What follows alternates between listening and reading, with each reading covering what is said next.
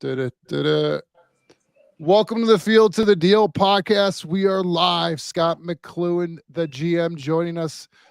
Peter Schaefer, the agent, and CJ Anderson, the player, coming on soon. Mr. Scott, how you doing? Excellent, my man. How you doing? Hey, you sound fine. You said you're fighting a sinus bug off, but that flannel hoodie is keeping you nice and warm there. I gotta wear just for you, just so you know. It's tradition. Absolutely. It's the uniform, right? It's the uniform. Yep. Hey, so the Bronco game last night. You watched it. You were under the weather, but you watched. You probably needed drugs to watch that game, at least the second half. What happened? I think they end up not being able to run the ball, and that really hurt them. They put a lot on Bo's table to make to make the plays, and there were a couple drops, and they're playing a pretty damn good defense. And a pretty smart coach. Yes, well, but I'm just saying, but the defense though, they're solid. Mm-hmm. And I think Denver kind of showed who they were, but what they need to be, meaning that they're not good enough yet, but they're close. Yeah. And that's the key thing. And that's what Sean's building. Absolutely. Big time. And that's what Bo was building big time. You go on the road in the NFL, it's tough to win. I don't care where you go. You go to a team that's 1-15 and play at their place. It's tough. It's tough because you travel. You got all these distractions. You got all this and that. And Denver played well the first half. They were rolling. Yeah, no, they got 21 in the first half. Three great drives out of it. Yep. Well, that goes to show who Sean is as a game planner going into the game, because he knew how to pick them apart. Mm-hmm. And then it goes to show how San Diego was, or I'm sorry, LA. Old habits. Yeah, LA was by adjusting to what Denver was doing. Absolutely. So if I was going to tell you before the game, hey, Bo Nix is going to throw it 40 times, but complete 29 of them for 263 yards. The team was going to have 110 yards rushing with 5.2 average. Like, how would you feel going into that? I'd take it in a heartbeat. Yeah, it sounds like a winning run. Hey, and we're going to score 27 points, by the way. Yeah. No, I'd take it in a heartbeat. Yeah. Take it in a heartbeat. I mean, it's those final drives, like when they gave up 15 in the fourth quarter. Yeah. And how much do you think in that missing Riley Moss was really probably one of the key factors in the game? Like, how many points was he worth yesterday? Well, the thing about it, losing any good players is troublesome. Mm-hmm. But the thing also is you got to make plays. You got to make plays, and it all starts up front. You got to get to the quarterback. You got to get to the quarterback and put pressure on him, not just from the standpoint of sacks, but just get him out of the pocket, get him on the move, get him on make the throw. And I was kind of disappointed in Denver's secondary. Not Surtain so much. I know he got beat a couple times, but not so much him. But it was just like, they're going to go at him. Surtain's going to be by himself, and he takes half the field away, which is awesome. Yep. Completely awesome. But also, they need. I don't know what it is, but they how good are the Chargers? The one thing I heard throughout the week was how good the Chargers tackles are. They have some of the best tackles in the league, and so did that. With our pass rush coming from the edge, like with Bonita and Cooper, how much, am I right with what I'm hearing is how good their tackles are? They focus, like Harbaugh drafted to run the ball. Correct. And so are the tackles, were they just better tackles than Bonita and Cooper usually see, which limited those playmakers for us on defense a little bit more than we expected? They're really good. That's why they're both first-round picks. Yeah. And they're young. But the thing with VJ, Vance Joseph, the D coordinator, the linebackers are the ones that need to make the plays. You know, if you got pass rushers coming off the edge, okay, they're going to get doubled, chipped, whatever. You're blitzing. The backer's got to make the sack, Hmm. get the quarterback out of the way. And there's just I didn't see from my standpoint much speed, and Mm. speed's so important in the NFL. So important at any position. Doesn't matter if you're a D tackle, you're D end, you're a linebacker, you're a corner, you're a safety, you're whatever. You got to be able to run. Speed kills. Yep. And you That's can't why. teach That's why. it. That's why You you got to couldn't have time. That's why my 40 time was never great. And they're like, this guy was like, why is this guy even on my desk? He it. shouldn't. It's all right. I I'll, could I'll, run. I'll, I'll I run the could 40 run. time when it's draft time, so you guys can make fun of me for that. I'll save it till then. We'll focus on the playoffs here now. I'll start stretching for it now. But what's your prognosis on the Broncos and the playoffs? Because the one thing I looked at this last week was like looking at the teams we've beaten. The only team that the Broncos have beaten that's arguably a playoff team is Atlanta. And because Atlanta's and Tampa Bay and the Bucks, only two teams that we beat that are arguably playoff teams. So do we get like fool's gold with how good we are? We just like are we beating the teams we're supposed to beat, and we still have some more development and more players to sort of take that next step to beat playoff teams? Like, am I missing something here? Or what are we looking at? No. You're right. You're right. And that's the way it works. When I started in Green Bay, long time ago, we get to the playoffs. We couldn't beat the Cowboys. Could not beat them. 2 Mhm. years in a row, 3 years in a row. Then all of a sudden, figured out how to do it. It's the same thing with Denver. They're building a process, and it's excellent because no one expected to be where they're at now. You This know, quickly, absolutely. well, and you got a damn good head coach. You got a young quarterback. That's cheap, and you can pay in free agency to bring some players in. Hmm. You know, I mean, it's excellent, but it's a tough process. It's a tough process, big time. And if Denver goes to the playoffs, which I think they will, and losing the wild card round, that's okay. You know what? That's another step forward, not backwards. Hey, do you know your Christmas movies, by the way? Oh yeah. All right. So if you're right now a Bronco fan, are you more like Buddy the Elf, like, yeah, the playoffs are coming? Or are you more like the Grinch, where it's like, I hate the playoffs? Or are you more like, Bruce Willis, Die Hard, like, let's go, yippee ki yay? I'm Christmas Vacation and Uncle Eddie. Sitting out there with your robe on, going, shitters. Yeah. Oh. Hey, sorry, folks. It'll be all good. It's like, okay, that's a good one. We'll take that.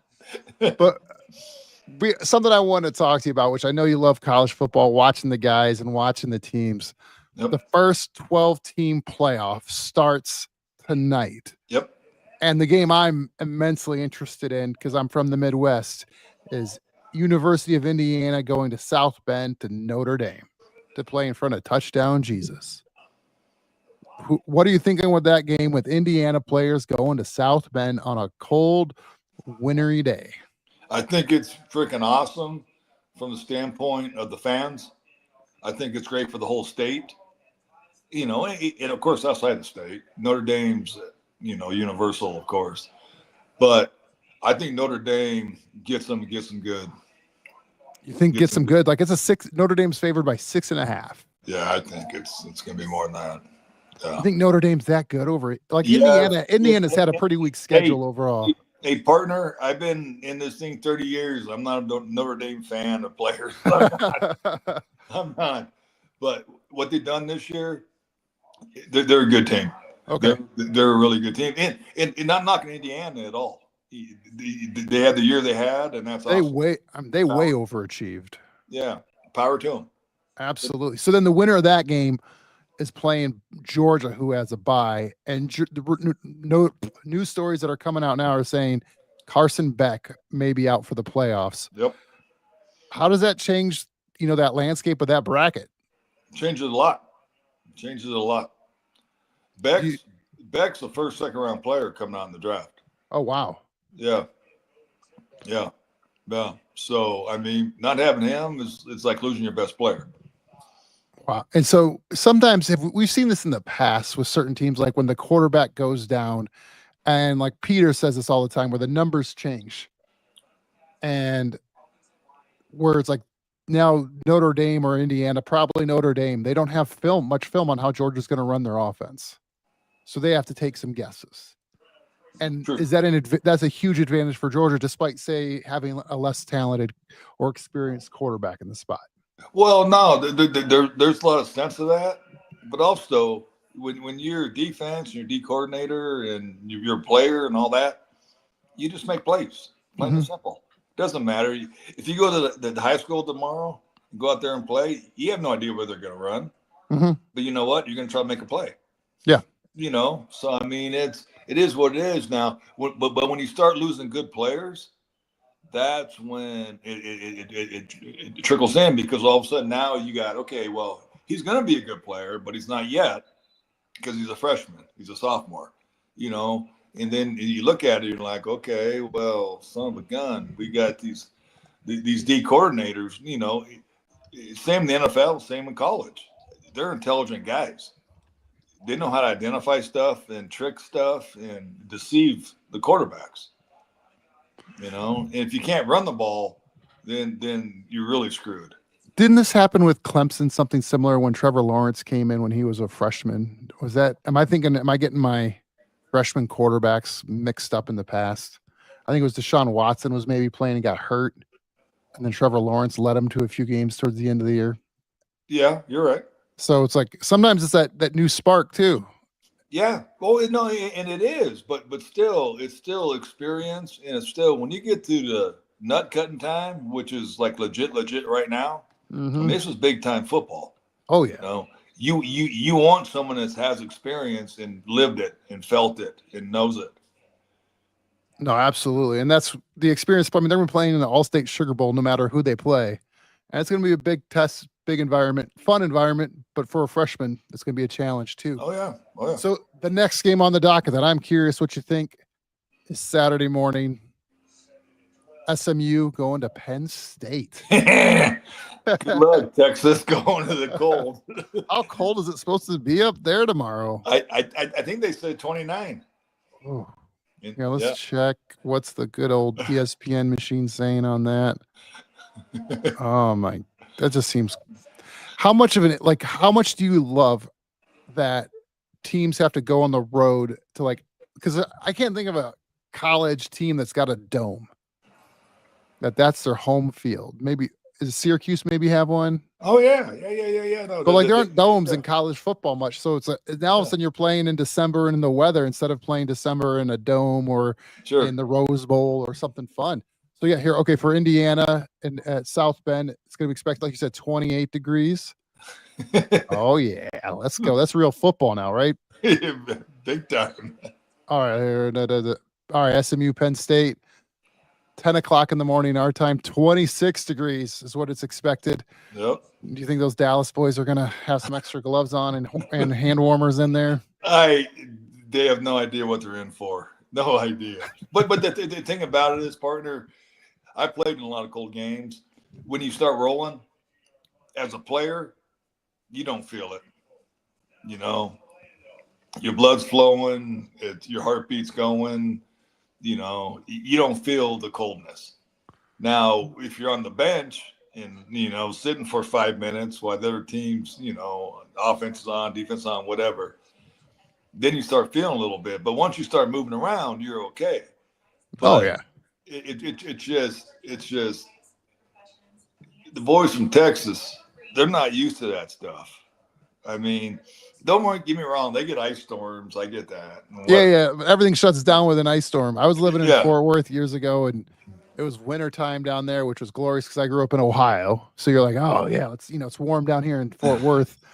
I drove over to my brother's place one day. I'm like, I got over here in a record time. There was nobody on the roads. This is amazing. There's some ice on your stairs here, by the way. He goes, yeah, there was an ice storm. They closed everything. I go, oh, that's interesting. So But look at You're looking used at to it. You're all right. yeah. It's like Midwest. ice is a little easier when no one else is on the roads. I don't trust other people more than what I can do. It's Correct. like just take your Correct. time. You're good. Correct. Looking at the SMU schedule, I'm just more looking for cold weather teams they played. There's no one on the docket for them outside of like they don't play many people north. I mean, you No. got Virginia, 3 weeks ago, but I want to argue Virginia is anything like Pennsylvania. No. So they were at Duke, Stanford, at Louisville. Like they're not getting too far north on their regular season schedule. Do you think this is going to change schedule makers where they're going to go, hey, no, maybe we should play some teams in challenging climates to make sure our guys are ready before it's a big game? I wouldn't think so. I would not think so. I don't know why you would. I think, it depends on the president, depends on the AD, what they want to do with their schedules. But no, I would not think that'd be an issue at all. I mean, if you got a good team, you got a good team. Mm-hmm. Now, if you can play in the warm, why can't you play in the cold? The whole key is the quarterback. Can he throw a frozen ball? Can he throw a hard ball? That's the thing with Brock Purdy is he's got small hands. And that's very important with quarterbacks. That's a question I wanted to follow up with you too. We talked about it last night while watching the game. What I'm hearing is Brock Purdy's people are going to be asking for about $50 to $60 million a year, like a top 10 quarterback. And San Francisco's probably balking at that number a little bit because what's your take? If we hired Scott the mediator, what would you say? Hey guys, this is a fair deal. That's a good question. And you have to take your unparcelness away of your agent side and your San Francisco side. You're just going, hey, this is what fair market value price. I would pay him as an above average quarterback, not a good quarterback, above average, knowing they got talent around him. Yeah. And you're going to lose that talent. He's not going to win it by himself. There's no chance. He's not going to win it with his legs, and he's not going to win it with his arms. But if you got a running game, you got receivers and a tight end and offensive line, now you can win, which they proved. I would not pay him personally top 10. No. And so when you're looking right outside the top 10, you're looking at guys like Baker Mayfield, Derek Carr. Yeah. It's Geno Smith, like that kind of that 30 to 40 million a year. Maybe would you, if you, okay, now you're playing Brock Purdy's agent, I'll be the Niners. I'm like, hey, we got a 4-year deal with an average of 37. Would you take it? Yeah. Knowing that I'm trying to replace him. So if I'm the Giants and you're trying to replace them, like would Brock Purdy take like a 3-year deal where he can basically get out of it after 2 years as an organization? If he level sets as just like an above average quarterback, which you can win, you can win a lot of games. Playoffs are different. You can win a lot of games with an above average quarterback. Correct. But is he the guy? Like you said, is he a dog? Is he that guy? And I think you said like with small hands, cold weather, playoffs, and arm strength are the big issues for Brock Purdy. Is that in a Cliff Notes version of it good? Correct. 100%. So, and you draft a quarterback every year. They got him at the last pick of the draft. You're probably looking at other guys in the draft in that 5th, 6th round to go, hey, here's a good potential replacement if we can find a guy in a late round again. Because if you do it once, you got to feel like you can do it again. Well, and think about it. Kyle's done a great job with them. He went through the right system, and it's intellectually and intelligently, he's got it figured out. There's no doubt about it. And he's been very lucky to have good players around him. You got an all-pro. You got an all-pro running back. You got an all-pro wide receiver. You got an all-pro tight end. That's pretty cool. Oh yeah. You put him in a regular system with just average players, it's going to be average. Yeah. And not knocking him. I'm not being mean about it at all. It's my opinion. He's just a guy, But he is smart. He can see things, but the same thing did at Iowa State. I mean, why do you think they lost so many games this last year at Iowa State? He was throwing interceptions everywhere, everywhere. And it was just like, wow. I mean, why? That's why he won the last pick in the draft. I mean, right. There's a lot of smart guys out there that watch tape. No one drafted them. No one wanted them. No, that's a good way to think about it. So I'm trying. Okay, so right now, if the season ended today, the Niners would be drafting right in the middle of the first round. So at 15, right behind the Cowboys are taking our guy Gentry. We need Gentry to fall a little bit. We need him to fall to like the 20s. So obviously it would take a lot to move up because do you think Cam Ward or Sanders? I mean, they're going probably in the top 5 between the two of them in the next year. Do you want my real opinion? Yeah, always. I want your real opinion, Scott. It's just you and me. No one else is listening. We might need to cut this out. We're live. It doesn't matter, Scott. So neither one's a first or second pick. Really? Not even close. Not even close. Shedeur should be at best mid-round, first round. Okay, so like in that 15th area, yeah. Cam Ward's he's third round pick. Wow. Opinion. Oh yeah, it's a bad quarterback year. Bad.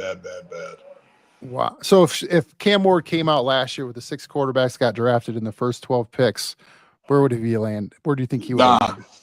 That's why he didn't come out because he was third, fourth round. What about Sanders last year? He didn't petition to the committee. I gave him a second. Okay. Just for upside, and then and he's going to be the first one to go. I get it. And quarterbacks are quarterbacks, and they're going to go where they go. But yeah, the thing about it is unique. He's not a very good athlete. Really? Yeah, he's freaking dad.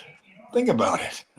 I watch his dad live. Is that a comparison because of who his dad is or who he is as a quarterback? No. He's just a guy as a quarterback. His speed, his quickness, his mobility, his scramble ability, it's just average. His best thing he does is sit in the pocket and throw the ball. Isn't that what a quarterback's supposed to do? No, not nowadays. No. That feels like that sounds like the job description. Sit in the pocket, throw the ball. Yeah, that's what it is. Here, check. Yeah, back in 1980. You're telling me some offensive guru wouldn't love that? Like, finally, just a guy that stays in the pocket and throws the ball. Yeah, you can't move on third and 8 when everybody's covered. He can't run. You're like, no. Okay, if you had to pick between the athleticism and moving and running the ball between Sanders and Dan Marino, who would do better? Today? I mean, not like a 60-year-old Dan Marino, but like a Dan Marino. And no. I'm just saying. I mean, you mean just mobility. When they're in their prime? Yeah, mobility rankings of Sanders and Dan Marino. I know this. My brother played against 5 all-pro quarterbacks 1 year in the NFL. And he said, by far, this is Elway, this is Aikman, this is all kinds of guys. He says Dan Marino was the best by far. By far. Yep. I'm a Dolphin fan. I agree. But I'm biased. I'm the fan of the group. I'm the one that asked the fantasy football trade questions. I'm not the one that asked hey, what's this cost on the salary cap, and is this a realistic option? I don't care about reality. I want fun or chaos. Yeah, no. But the thing about it is, I mean, it's unique that the position's unique. And the thing about it is, I've been lucky enough to be around some really good quarterbacks, Brett Favre, stuff like that. Mm-hmm.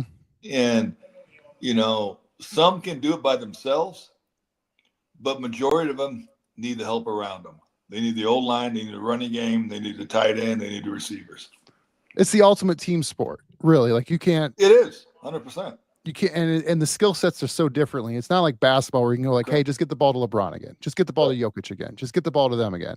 Correct. Or in baseball, you go, hey, Scott may be killing it at the top of the lineup, but Rob's there that's got a bat in the 9th spot, and you still got to get it, do something at the plate one way or the other. Correct. Where in other sports, you can avoid your weaknesses. Yeah. Sometimes. No, football, it's and don't get me wrong. Everybody says Brady's the GOAT, the best ever, which I'm sure he's thought that way. But he needed help. Big time. Oh, yeah. I know it. I worked. And sometimes it was from the other side of the ball. Correct. And special teams. Yeah. 100%. I think that's such an anomaly with what happened with Brady, but not only I've thought about this a lot, and I'll be curious as a GM with the Patriots, how they ran things. Now, this is years ago. I don't have the source information on it, but when they're winning Super Bowls or in Super Bowls, they're picking last or second to last in the draft every year. And what I remember him saying is like, the top guys are usually in the top 15. They're, once you get to the 20th best guy and the 100th best guy, there's not much difference. So they would trade back out of the first round a lot and get multiple second and third round picks, knowing like the skill level really isn't that far off, and then get more talented guys or more quantity of talented guys versus more of a top level guy, unless they can get one of those top 10 guys. Is that something you've heard that teams do? Oh yeah, 100%. I did it. The thing about it is everybody thinks first round picks. Boom. Mm-hmm. Gotta be superstars. And hopefully they're starters early. Hopefully they're playing the first year. All that. I made a heyday in 4th, 5th, and 6th and 7th round players when I was in Green Bay, San Fran, and Seattle. We're talking guys that helped win world championships. Yeah. I mean, everybody's like, with say Russell Wilson. Yeah. Everybody's like, well, you took him in the 3rd round. Why did you take him? Why? If he's not taken in the first couple of rounds, why would you take him? And John Schneider, who's the general manager, he's the one that drafted him, but him and I were side by side. It was like, yeah, you take the football player, mm-hmm. Take the son of a gun, and see what happens. And of course it ended up really, really well. But I've had multiple picks in the 4th, 5th, 6th round that are incredible players. I mean, not like Hall of Famers, but legit NFL football players. Deshaun Goldson, guys like that. It was incredible, and some of it's luck, but a lot of it's not just the player itself; it's the person. What's his it factor? Who is he? And I was able to somehow, some way, I don't know how, but I could get to that. I could figure that stuff out. It's that gut instinct of knowing if they're the person or not, the character person. And correct. Like it's probably tough to put a character grade on a piece of paper. Correct. So here, correct. Okay, I'm gonna talk draft strategy with you just because I'm gonna nerd out on this stuff. And usually we got two other talking heads that I got to bounce around. But since I just got you, Scott, the GM, I'm gonna pick your brain on this. So okay, I can do it. 52-man roster, right? Yep. All right, of the 52, and we're talking about like what a successful team looks like, what you would ideally have. So every year you get about 7 draft picks, correct?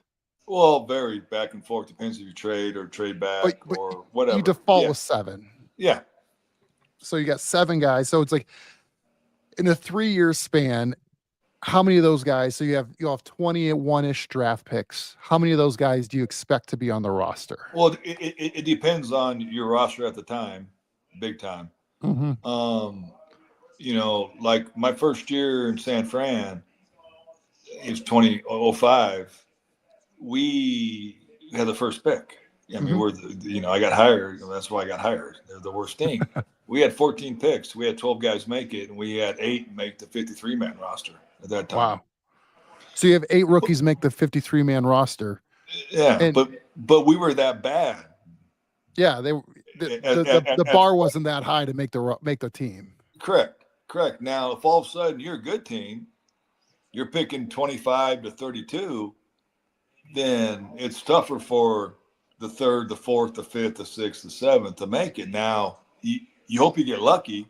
You hit on somebody. It's not lucky. I mean, if you do your work, you can do it. But still, you already have a solid roster. That's why they're winning. Yeah. You And you're know, losing guys from free agency or whatever every year or two that you're trying to patch holes with, and hopefully from internal. What I'm trying to figure out is like, say you got 50, you got about 50 guys on the roster, and over a 3-year span, about 21 of them are drafted guys.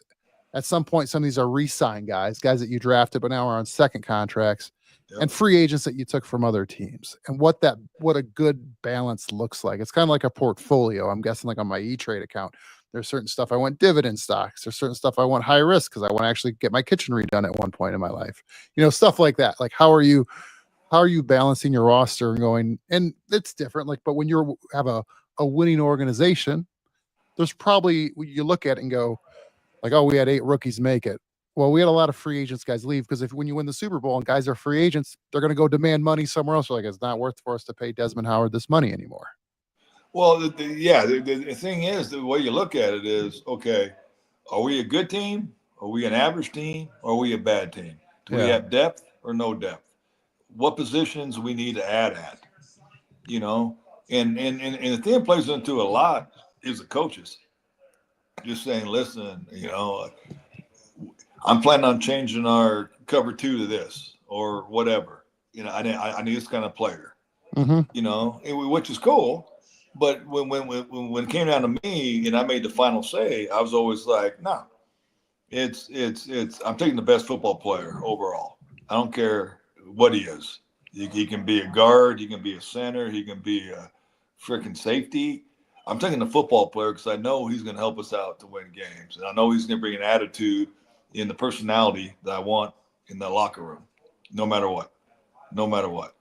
And sometimes I missed, of course, but I hit more than I missed, and it was really cool. And see the guys pan out, but it's always a working thing. It's always, you bring guys in every Tuesday to work out, certain positions, and signing them to the practice squad, letting somebody go from the practice squad, whatever, but honestly, when you get done with training camp, you get down to your 53 slash practice squad guys, whatever it is, 68 now, whatever it is.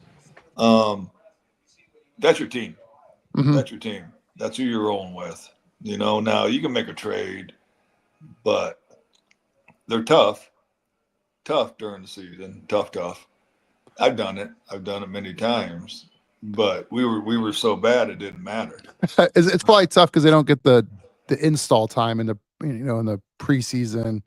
Correct. Or where you're getting all the install reps versus the reminder reps. All the coaches care about is the first team. That's all they care about. They're like, I got to get them ready. I got to prove that I'm right. I got to, the OC, the quarterback coach, the receiver coach, the running back coach. I'm like, well, give him some reps.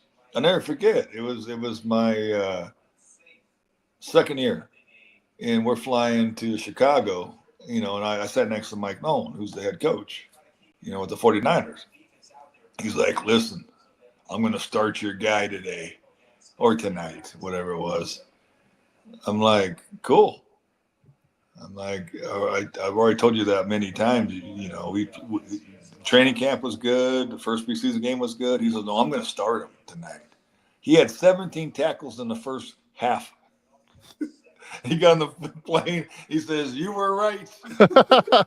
Is that a good feeling or what, right? Good. He's our starter. I did that in similar, but in junior high basketball. I'm like, shoot it, you'll make it. All of a sudden he goes in, and I'm like, I got lucky too. Like, let's be fair, you shoot with 2 hands on the ball. It's a great feeling to also like where you're advocating for your guy, and the guy comes through, and I'm sure it was great for him too to go out there and execute and be successful. Well, the thing about it, the GM, it's not your guy, it's everybody's guy. You can't make it selfish. It's got to be selfless. And I always made sure everybody understood what we did was us and not me. I know I got the title, I got that, whatever. I get the pub, whatever. It doesn't matter. It's us. We're going to win together. We're going to lose together. That's how we roll. Mm-hmm. No, and that's as someone who, when you're on teams, whether it's business or in life, you appreciate that as a leader, where it's like, hey, we're going to win together, we're going to fail together.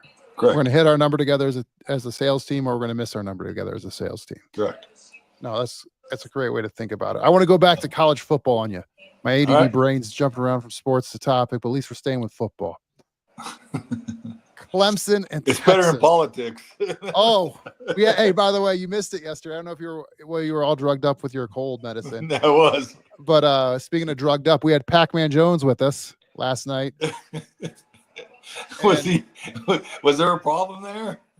So, it's like if it was live radio, it's like, where's the dump button? Where's the dump button?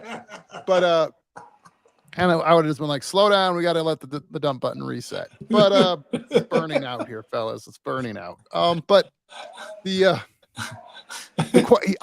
got his own podcast. He does. He had Prime on, Coach Prime on. He's had John Gruden on. Sure. A number of great guys. I've been checking him out this morning because I didn't realize it till last night. And so we were able to ask him. I go, if you could have anybody on your podcast, who would it be? Who do you think Pac-Man said? No clue. It's not a professional athlete. Famous person, very famous, but not a professional athlete. I'm saying a female. No. That narrows it, docks it down to half. People left. I have no idea. Donald Trump. That's who he wanted on. Oh, really? That's cool, though. Wouldn't that be fun? Like Pac-Man and President Trump, like a President-elect Trump, technically right now. That would be like we talk about. At least we're not talking politics, but you know what? If we're gonna talk politics, I want Pac-Man Jones in the room. What was he? I saw some text today. Was he like messed up? Oh, I mean, he's Pac-Man. He's just like I think in the nicest way, there's probably a pronoun to describe something. It's like, how was Pac-Man? He was Pac-Man. That's what he was. I joked with my wife afterwards because someone swore before he came on. I go, I got a letter from YouTube. We're only allowed to swear when Pac-Man's on the show. 20 minutes later, he shows up on the show. It's like saying Beetlejuice. Like, I'm surprised he hasn't shown up already. I've said his name so many times. All of a sudden, it's like, boop, who's in the green room? It's Pac-Man. I got a text from somebody. He said that he was whatever. I don't want to say. He's Pac-Man. Like, it's a description. It's a self-describing, like, description. I don't know else how to describe it. I got you. No, it's all good. If you know him, you know. If you don't know him, you don't know, and that's fine. It's not trying to do insider baseball here. But all right, going back to football now. Sorry, official football. Good. Squirrel moment. Clemson and Texas. Texas is favored by 12. They're playing in Austin, so it's nice 63-degree day. Weather shouldn't be much of an issue. I would love one of these like in Texas, also like, hey, we have torrential downpour.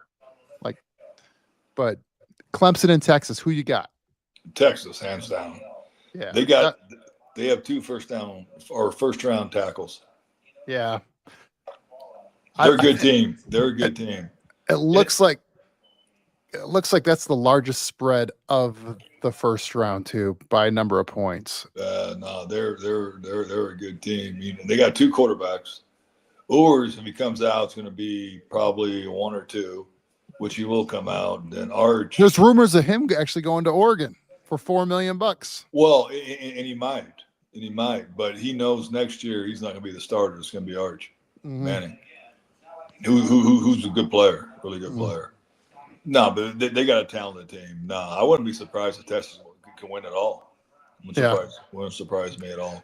And would you say they would have a favorable draw? Because if they beat Clemson, they have Arizona State in the Peach Bowl. Like Arizona State's it's probably not a team like Texas is, worried about playing. They'd be worried about if they had the Oregon bracket. Correct. Like the Tennessee Ohio State game. Correct. Plays Oregon. That's correct. If you're who you got there in the Tennessee Ohio State is favored by 7. Yeah. It's going to be cold. It's in Columbus. I know. And let me check the weather on that one. What are we Tennessee's all about throwing the ball. Throwing. They need a really good running back coach. Do you know one? Do I know one? Do we know a running back coach that could go to Tennessee? We could if we just knew someone that could help coach running backs that could go to Tennessee. I got a guy. He just got fired. UCLA. He was the offensive coordinator. I'm thinking of our guy CJ. Oh, Come on, Scott. I was gonna say Eric Bieniemy. Oh, come on. I thought it was a mutual parting of ways with Bieniemy.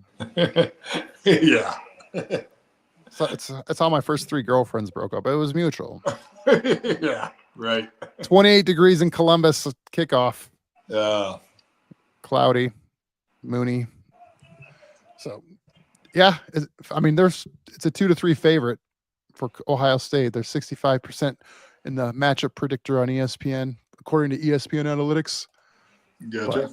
So, all right. So you got Ohio State, you've got Texas, you got Penn State. So you have all the favorites. You got all the higher seeds winning the first round. Well, it's just the tapes I've been watching for the last 3 months. That's the best teams. The best team. That's fair. No. That's fair. Well, which teams do you think do you have a bracket in front of you? I know it's hard to figure out with who's going to be where with the bracket. Like the the top end of the bracket, as I'm looking at on ESPN, has Oregon and Arizona State, those matchups going on to the Final Four. Do you think? No. Hold tight real quick. I need to hit the restroom real quick. Okay. All right. Fair enough. I'm sorry. It's okay. We're talking Broncos football, college football. We got Scott McCloughan. If you don't know who Scott is, by the way, he has been a GM around the NFL for years. He does a lot of scouting and does reporting for agents and agencies for draft grades all throughout the year for players and for agencies. So he's got his finger with what's going on in the NFL and college football. So it's always great to talk to Scott to get his insights. We're also going to revisit what's been going on with the Broncos or with the playoff situation. What's that look like for the Broncos? What did they need to do to make the playoffs? What needs to happen around them?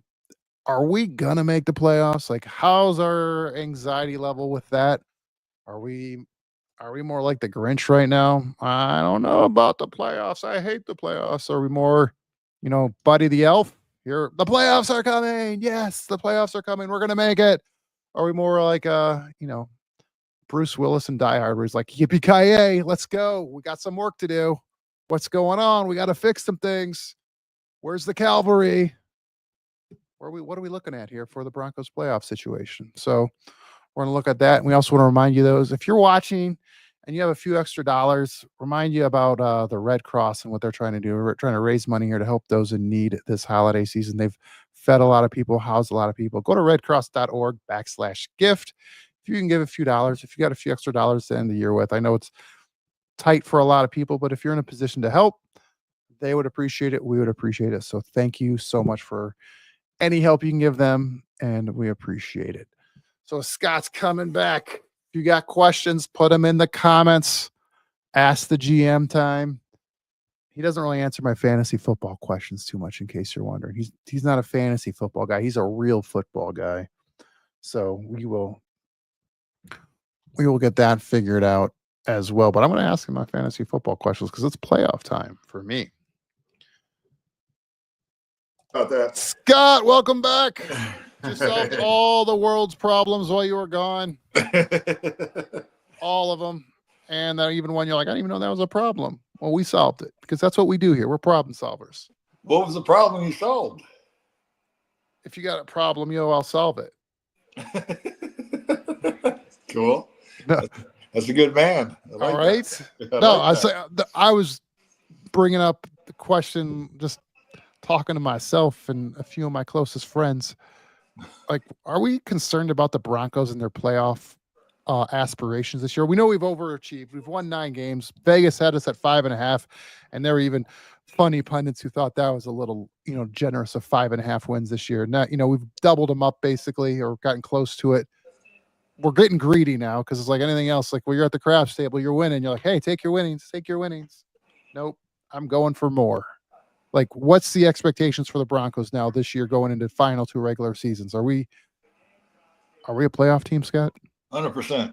No, yes. No doubt about it. A partner with Sean and with that quarterback, they're getting better and better and better. Don't get me wrong. It's tough to go on the road and win. In San Diego, they had them beat up early, and San Diego came back. I get it. But No, they're a playoff team. You know what? And they'll scare some teams in the playoffs now. I Let's promise you. go. Well, so it's kind of funny how perspectives changed. Like yesterday, I'm like, what's the best playoff matchup for the Broncos? I'd love to play the Steelers. Maybe we can move up and play the Texans if we can get to the 5 spot. Now it's like, just make the playoffs again. I'm okay with just making the playoffs. Well, and play anybody in the AFC. Play anybody. You know, even the Chiefs. You kidding me? You know, I worked for a team that went to overtime with them, and it's just a team. You know, and at their place. Right. And you know, I mean, we were within a block field goal from beating them. Yeah, that's what I'm saying. I mean, and Carolina had them, you know, and I mean, whatever it's worth, it is what it is. Nah, but Denver's a good football team. The thing about it is, they're just kind of scratching the surface because that quarterback, you know, because with Sean, there's the learning wave. 100%. 100%. What you see this next offseason with OTAs, with minicamp, you know, with training, all that stuff, and just sitting down and talking football and getting his mind right. Sean's doing a really, really good job. How tough is it for a rookie, especially a quarterback, with from all the, especially now with the playoffs where it's ending now around the 20th of January, then going into the draft, and like football never stops for these guys from their Correct. college football to their draft to then, you know, rookie mini camps, all the stuff they're responsible for. How hard is it on rookies now coming into the league, especially quarterbacks, where they just have really no time to sort of give themselves a break? Well, it's incredible. It's incredible. Even second, third, fourth, fifth year. It's just that, you know, the big thing in offense now in college is the spread system. So it's shotgun, plays are called from the sideline. You don't call the huddle. I'll never forget. We took Alex Smith. I think I told you this already. You know, in 05. And over Aaron Rodgers, right? I'm just making sure. Yeah, be nice. and but he said, I never called a huddle in high school or college ever. Yeah, I never guys linking around me and say, okay, and I did, because I never forget. Mike McCarthy was our OC the first year, and he's like, you got to raise your voice. You're playing in front of 70,000 people. I mean, you got to bark it out. And he's like, really? He didn't know. That's speaking of that and development, I want to ask about what games you're looking forward to in the NFL this weekend. But with Belichick going to North Carolina, and you're now, you know, in a year or two, as you're like, how much is that going to put on your draft card? Like, well, they played at North Carolina under Belichick. Is that, do you think that's going to be a plus in the in the positive column for players? No. I mean, it'd be cool to see him run some pro style defense, offense, whatever, if he does it. But no, it doesn't affect the player. Not at all. You think so that doesn't really matter. Like if they're a player, they're a player. You're correct. Okay. Fair enough. I'll be curious to see how that works out. Cause I think more and more, like, was it Vic is coaching at Norfolk State, Michael Vick. Norfolk. Yep. And more, if there's anything I'm happy with NIL, which is a double-edged sword, I think more pro players are going to be able to jump the ranks in coaching because of how important it is to have a former pro player really attached to your program. And what Deion Sanders is knocking down some walls for former players to coach, because it used to be really hard for these guys to be like, hey, you know, you're a 30-year-old retired NFL player going up against a guy who's been coaching for 10 years already. It's like, who's more valuable to an organization as a coach? Someone that knows how to coach or someone that knows how to play? And no, I'm with you. The thing about it is, and I think it's really cool. Yeah. I think it's really cool, you know, with Deion getting back in it. I think it's cool with Vic getting back in it. I think it's awesome because kids respect them, you know, good, bad, or indifferent, whatever everybody thinks about Vic.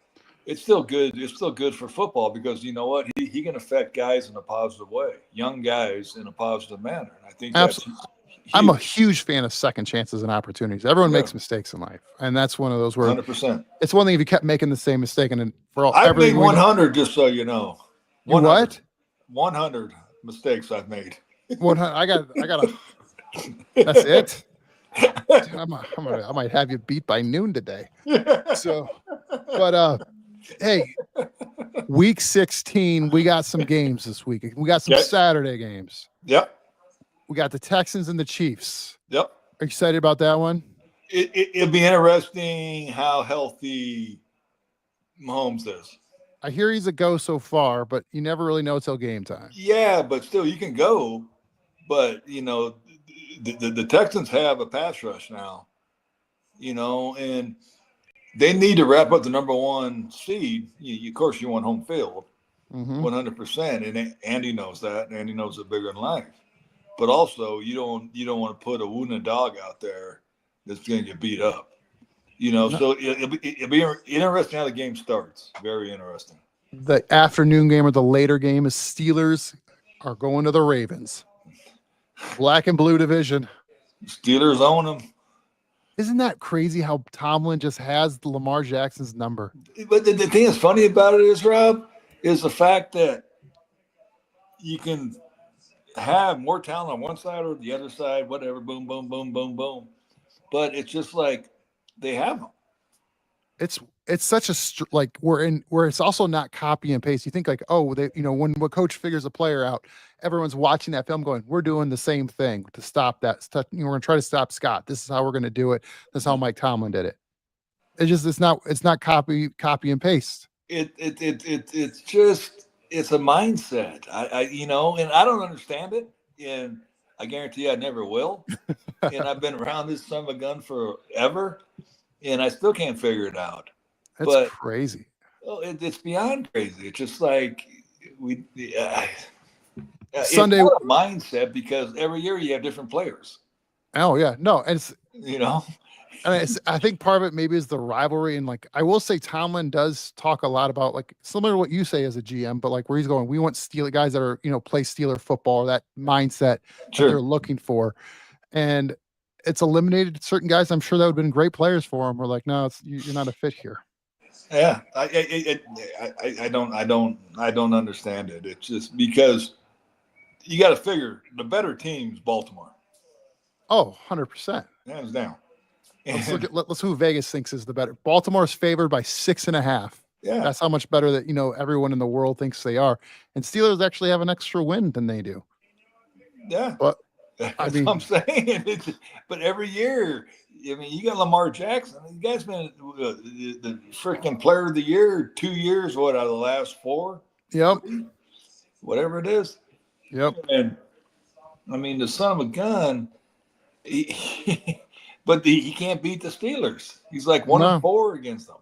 I kind of equate it to like I'm a basketball guy, so I equate a lot of stuff to basketball. There's certain gyms you go in and you just can't shoot it. Doesn't matter what it is. You're just like, this is not what. Sometimes it's the coloring in the gym.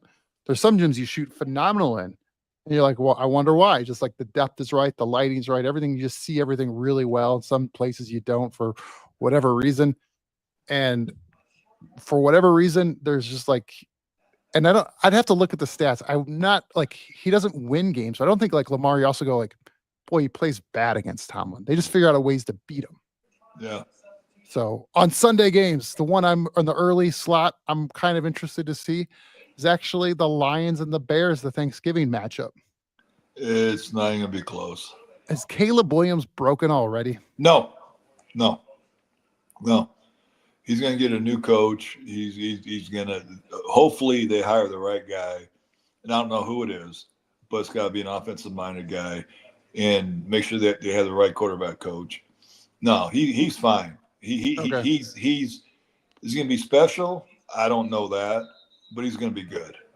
He's going to be good. Yeah, the Bears in an organization has not done well to their quarterbacks the last few selections in that. Well, and that happens. Look at Denver with John Elway, what they went through. Son of a gun. It's not simple.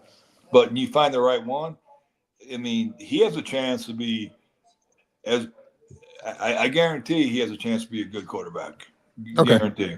because he's athletic, but he's got to understand how to play the position. He needs to be taught not to hold the ball, not to run around, not to try to make the big play every freaking time. You understand. Sometimes the punt's a good thing. Throw it away. Yep. Put it in the stands. I mean, that's not a bad thing. But As CJ said, he's never seen a ball thrown out of bounds be picked off. well, I've seen guys catch them. But I'm more impressed when the guy's got the big orange X with a handful and a bag, and he catches one with his offhand. The other early morning game is the Eagles and the Commanders. Yeah, I love Dan Quinn. I worked with him in Seattle. Great man. They're having a hell of a year with the rookie quarterback. I think they're going to not get it. They're building something that's pretty cool, but I think they're a year or two away. Similar to the Broncos, they're kind of like the NFC version of the Broncos right now. They got some holes to fill. They got some good talent. They got some developing talent, but they need some years still to get some more calluses built up. Correct. The other fun one, I'm a Dolphin fan, so the Niners are coming to Miami, and both of them are probably playing for their last chance of even like sniffing the playoffs. They're both 6-8, so I think that'll be a fun one. You're gonna like my recourse here with you. I always love your recourse, except when you talk bad about Miami. No, Miami's gonna kick their tails. Yeah, that's what I'm talking about, Scott. I'm telling you, Miami will get them. Oh, I think Miami's gonna Miami and Miami's really good. Miami outside, they're 4-3 at home, but some of those without Tua. Like when they're playing and they got their machine running, it's tough. And the thing is, Rob, you got to understand. A lot of people don't understand this. A lot of fans don't understand it. You go west to east with the time change and all that. Oh yeah, it's a bear. I mean, it's like 1 out of 3 if you're lucky. Really? If you're lucky, yep. So because if they're playing the Dolphins, I wonder if the Niners schedule played the AFC East, which would be rough for them on their scheduling, just to go to the East Coast at least twice for those games, or playing the Dolphins and the Jets or wherever. All right, the Sunday night game, the Bucks and the Cowboys. The Bucks are playing for their playoff hopes. I can't comment on this. That's fair. We'll move along. Monday night. The team that wears red is going to win. That's fair. Well, the Saints. If it's red, it might be a dark orange. I don't know what it is. Whatever shade of red. Yeah. I'm not looking at the colors. That's not the same red. I think Scott was talking about. You always get those conversations where I like that red. It's not red. It's some burgundy color. I think it's red. It's still red. It's all we know. I'm like, then my wife asked me all these design questions around the house. So I'm like, I walk out of the closet every day going, does this match? I think I was told it was burgundy. Burgundy? Yeah. I don't know. Hey, you know what? Whatever works. Burgundy and gold. I have no idea. Monday night, Saints and Packers in Green Bay. It should be a frigid 34 there at Lambeau Field. Can you pick against your Packers? No, absolutely not. Just because, and not knocking New Orleans. I mean, they're a solid defense, but the quarterback.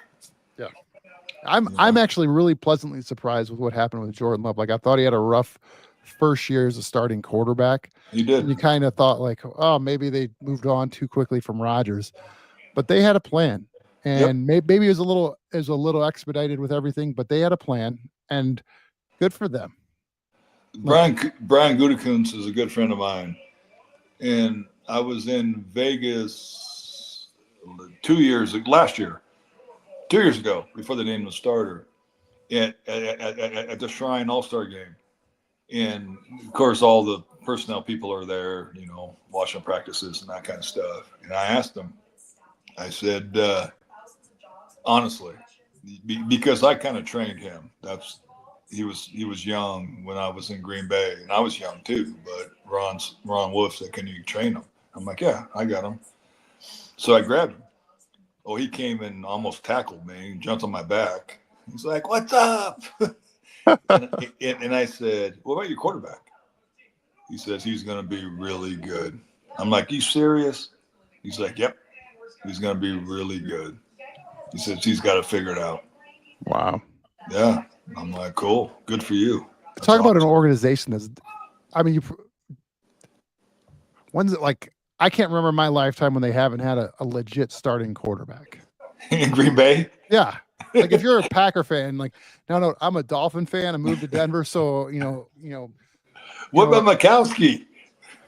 I don't know. Who's that? Did He was before Favre. I don't know Mikowski. Like, I mean, I grew up in Toledo, so we always had the Lions, and they lose to the Packers twice a year. That's not very positive. I left for a reason. My wife's like, we should go back and see where you grew up. Like, I don't want to see where I grew up, especially in January, I think. But maybe in the spring, it's nice. Oh, you're too funny. So funny. But yeah, no, I'm a fan of like organizational leadership and that structure and building things. And so when you see stuff, even like, I don't know, you're the closest thing I know to someone with the Packers. And to see when something's built and there's a plan, and despite it pissing off Aaron Rodgers when they draft a quarterback in the first round, knowing that's the future, I don't care. You kind of it all happens that everyone acts like it never happens in the workplace. There's always like, hey, we brought in a new sales guy, and it's like in 2-3 years they're expecting him to be the new territory manager, taking over the guy who's been there for 25 years because they're like, he's going to understand what we need to get done. Yeah, and it happens everywhere. So people are like, I can't believe they would do it. It's like, it's life, it's business. These guys are, I love it when things work out. And then you have like the Dolphins, like they haven't had we finally got to we had Chad Pennington for a year, which was a nice little run with Chad, but I'd call that like the Trevor Siemian year for the Broncos. It wasn't, it wasn't sustainable. It was like, when you don't have a franchise quarterback, you have a struggling franchise. Well, yeah, to a point. I agree with that. I think what the Niners did is amazing, where they kind of built it around it and then actually was able to find a 7th round quarterback, where that doesn't happen too much. It's kind of more the Disney story more than what happens normally. Correct. But like, it's like, what always comes first, the team or the quarterback? And it's kind of, the answer is yes. Both. Yeah. If you don't have a team, like Caleb Williams is kind of suffering. Remember, what was it? The first car that went to Houston and just got destroyed because they didn't have a team around him. David Carr. I signed him. I told you that. I don't know if I told you this, but no, I signed him for 1 year, the last year of his career, and he was sitting in the office with my son. Oh yeah. And my son still remembers that. And he said, after the first year, he says, I was done. Oh, he was running for his life. My mechanics. He said, I walked to the line of scrimmage. I call a play, walk to the line of scrimmage, and all I did is look for which one. Am I running right or I'm running left? Because no matter what, they're coming after me.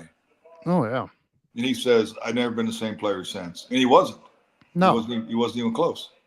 And so when you have things like that happen to organizations now, it's like, what comes first? But like when people are like, we need a quarterback, if you can't protect them, and that's what they were arguing with Drake May in New England, having at least to start the year a subpar offensive line, is like, do you really want to put a rookie out there that can't be protected? Correct. And so it's an interesting, like in my whole organizational like business brain. That's one thing I love talking to you about, Scott. You can see the big picture, the behind the scenes picture, a look behind the curtain of the NFL and how teams work. Not that, and you can see what's working for teams, what's not working for teams. And sometimes it's just like anything in life. Sometimes it's dumb luck. Guy gets hurt. It changes the plan. Or, yeah, well, you got to figure. So I took Alex Smith, 05, first pick overall. Okay. Passed on Aaron Rodgers, which everybody knows. But he wasn't graded that high for you, though. It's not, he didn't pass. It's not like it was a 1-2 AB option. It was like Alex Smith was the guy. Well, from my standpoint, the person, the guy, the player, everything. But I was told by the OC, Mike McCarthy, that he will not play his first year. I'm like, perfect. He's 20 years old. He graduated in 3 years from freaking college. He's a brainiac. He needs to understand how to play the game. He needs to understand how, like I talked about, call the Mhm. huddle, Yeah. all that stuff, you know. And we lost 3 quarterbacks that year, so he had to play. Jeez. Yeah, well, the old line was awful. I shouldn't say that. They were professional football players, but we weren't very good. And I'm like, he's going to get killed. And he did. And we went through 5 coordinators the first 5 years. 5 offensive coordinators. Yeah, that's kind of So, what the Bears are doing the same thing right now. yeah. And for a young guy, I mean, everybody's like, oh, it's all right. It's a new coach. It'll be better, you know? But you got to learn new system. You got to learn new voices. Terminology, Yeah, cadence. everything. Did they have the headset mics or headset speakers for the quarterbacks when you were in the league? Not when I first got into it, but about midway through. Yeah. Okay. Yeah. I'm curious if that helped or hurt where there's almost too much information sometimes coming in. Well, it depends. Yeah. It depends on the intelligence of the quarterback, and it depends on what, if you watch like Sean Payton, he goes and goes and goes and goes and goes because he knows that Bo can handle it. We're like not making fun of anybody, but like Anthony Richardson, it's like boom, boom, boom. Just do this. You've coached sports before though, haven't you? Like outside of being a GM, but like coaching a youth soccer game or basketball game. I coach Pee Wee baseball. Yeah. But like what I learned really quick with coaching is you can only tell guys to do 1 or 2 things. They may have a dozen things they have to fix in the game. Sure. But in a 30-second timeout with basketball, you're like, hey guys, we got to fix these 2 things. Because if you give them much more than that, I don't care if they're varsity, top level high school players to 6th graders playing basketball for the first time. They just can't fix everything at once, especially in a game. You just go fix this. Correct. Look at this. And I'm sure NFL, like you're a professional, you got it. The expectation's higher. And I get that. Yeah, but still, it's not knocking them, the NFL players at all, because some are highly intelligent, but it's still the same thing. You got to do this and this. And don't worry about anything else. Yep. Just do this. These are going to get your biggest bang for your buck if you fix. It's like in basketball, like, hey, stop the guy for stay between him and the basket. That'll on defense. That'll do the most for us. Hey, make the smart pass on offense. Easy passes, it doesn't mean difficult. Make the easy pass. Yep. Good things will happen. And moving on with good things will happen. Scott, have a very Merry Christmas. You too, Rob. I appreciate it, buddy. Absolutely. Good man. Always great talking with you. I'm actually kind of glad Peter and CJ couldn't make it. We got a chance to just hang out here for an hour and talk. We can talk anytime you want to talk, partner. You know that. Absolutely. So if there's anything I'm grateful for this year, I have so much to be grateful for this year. Getting to know you a little bit more, Scott, is on the list. And I'm giving you some football stuff, and maybe it's right, maybe it's wrong, maybe it's who knows. And the best part, it's a game, so it's one of those where it's not like you're going, "Hey, Rob, here's how you do your heart surgery." Oh, okay. Don't worry about that. I'm not going there. So, Scott, have a great Christmas. We'll stay in touch. Yep. And we'll talk to you in about a week. All right, buddy. All right. See you, sir. Yep. Good job.